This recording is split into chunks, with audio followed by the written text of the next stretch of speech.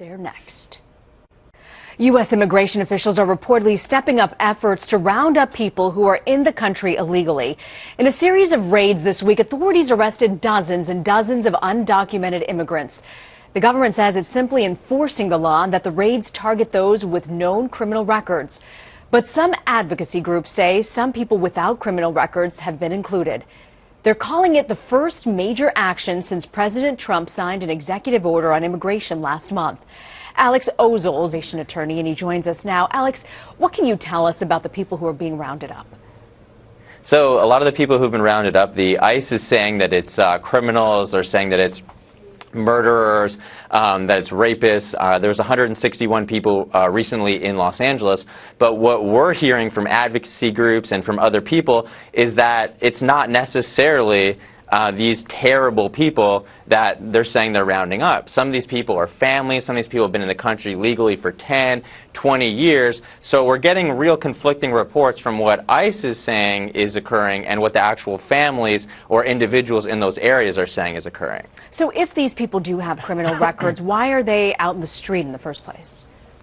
So that's very interesting, and knowing how this actually works, it's quite strange to me. So if someone goes to court and they get a conviction and they don't do any jail time, then they go out on the streets, they don't do any prison time, they go out on the streets, they're on probation, and ICE doesn't pick them up for a year or two generally because they're so backed up. Now, if they get prison time or jail time, so let's say they committed a murder, they got prison time or jail time, then ICE would pick them up right from the jail when they get released. So it doesn't make any sense for them to say that they're picking up murderers or rapists or someone who committed a severe crime.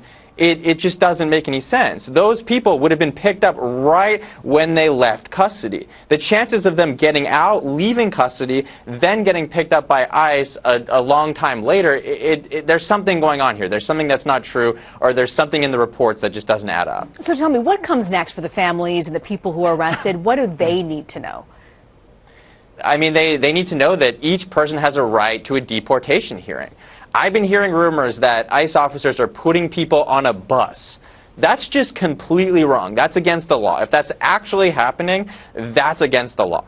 Everyone has a right to a deportation hearing. And just because you've had a criminal offense in the past, or just because you're undocumented, that doesn't necessarily mean you're going to get deported. There's a lot of factors that go into it. Are you in the U.S.? Do you have a family? How long have you been in the U.S.? What are your children doing? Are you working? Are you paying taxes? All of these things go into it as well, and these people need a deportation hearing. So if this is happening with them or the families, they need to contact an attorney, contact some sort of legal advocacy group so they can have their rights in court. ICE officials say that these raids are routine. Do you agree with them? Why do you think this is happening now? I don't think it has anything to do with the executive order. These two things don't seem to kind of relate. Trump has been doing this for a while, has been saying this for a while that he was going to do it.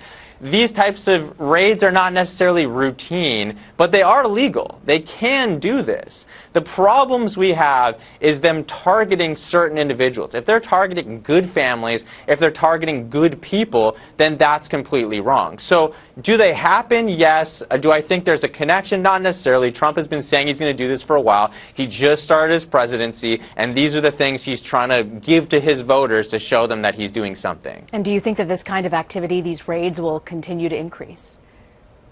I do. I think it's going to be something that's going to be a blitz. That's going to keep going and going and going. Then I think what the Justice Department is going to try and do is they're going to try and show some sort of statistics. So they're going to say, hey, we took this person out and this person and that person, and therefore we've made America safer. Now, we need to be very skeptical of those statistics, but I do think it's going to continue to happen, and I think people need to be watching, people need to be, knowing their legal rights, and people really need to be there and advocate for themselves in this situation. All right, it's an issue we'll continue to follow. Alex Ozels, thank you.